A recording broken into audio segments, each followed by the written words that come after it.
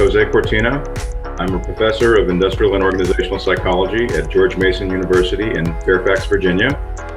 At the moment, I'm at the University of Melbourne as a visiting scholar doing some research with colleagues with whom I have collaborated in the past.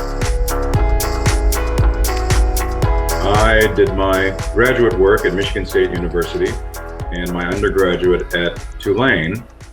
I had known from early high school, I think, that I wanted to get into psychology. And at that age, most people are really only aware of clinical psychology or something like that. And I was in the same boat. I thought psychology meant clinical. I was interested in psychology and people and how they think and how they behave and what determines those things. So I had just assumed that that meant clinical. I was fortunate enough in my freshman year at Tulane to take an intro psych class that included a description of industrial and organizational psychology. And as soon as I heard about this field, I thought, this is it. This is psychology. It's people and how they behave and how they think.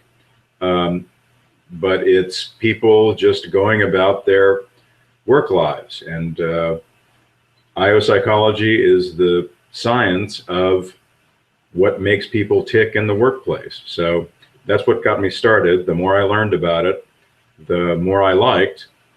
I took a couple of IO psychology classes at Tulane subsequently, really enjoyed those, and decided to go to graduate school in the field, where I was lucky enough to meet up with the wonderful faculty and students at Michigan State.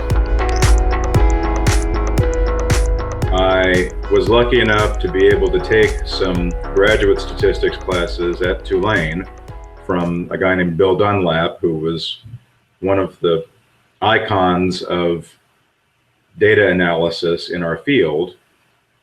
And part of it is, it's unlike psychology, which is, it can be mushy. You know, the right answer isn't always clear. With data analysis, with math generally, there's an answer, and it might be a difficult answer to find, but there's always an answer. That, just knowing that is somehow, I think, a little comforting. But it's also true that not everyone is interested in data analysis and research methods more generally. Everyone has to use this stuff, though. Everyone has to have at least some familiarity with it. Everyone has to know how to understand and evaluate research methods. So unlike any given particular area of IO, like personnel selection, which was my focus in graduate school, the people who study personnel selection are interested in personnel selection. The people who don't aren't necessarily, but everybody has to know research methods. So I've always enjoyed studying something, writing about things that everyone has a stake in, as opposed to just the people who are interested in that particular area. But I recognize that it's not for everybody. And I would only say that there's some competitive advantage to being someone who knows research methods, because everybody needs you. One of the themes of my PSYOP presidency, really the theme, is trying to push us as a field away from looking for the things that we want to find and towards looking for the things that are true. And I think that there's a lesson in there, regardless of whether one is primarily a researcher or a practitioner. The reasons are a little different depending on academia or practice, but I think the upshot is the same. We're a scientific field. We consider ourselves to be a scientific field, and that means that what we're looking for is what is true of people in the workplace. And we're not necessarily, if we're practitioners, we shouldn't be too focused on selling whatever our products happen to be. If those products actually address a certain problem, great, but the bottom line is, let's address the problem.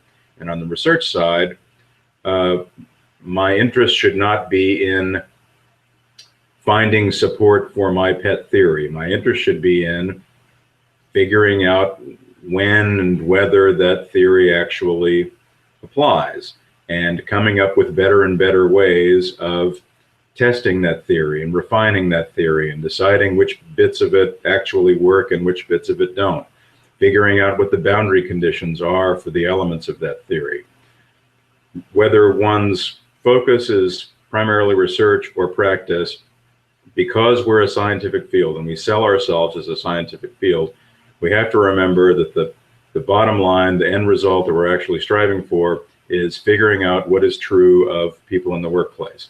And if that means drawing conclusions that contradict what we had thought was going on, or even what we had suggested in print had been going on previously, that's what we have to do. That's the way that science works. We refine, we discard some things, we build on other things, and over time, we build a body of knowledge that can actually be used to improve the workplace. Yes, I mean, I'm a research methods person, and what I observe when comparing people trained in IO psychology to people trained in other areas of psychology, to people trained in organizational behavior in business schools, other areas, marketing. What sets us apart is research methods, basically. We get a lot more training in research methods. We know a lot more about how to design studies, how to collect data, how to analyze data, how to analyze particular kinds of data. That's what sets us apart. I've been working on a paper looking at the history of research methods in IO going back 100 years.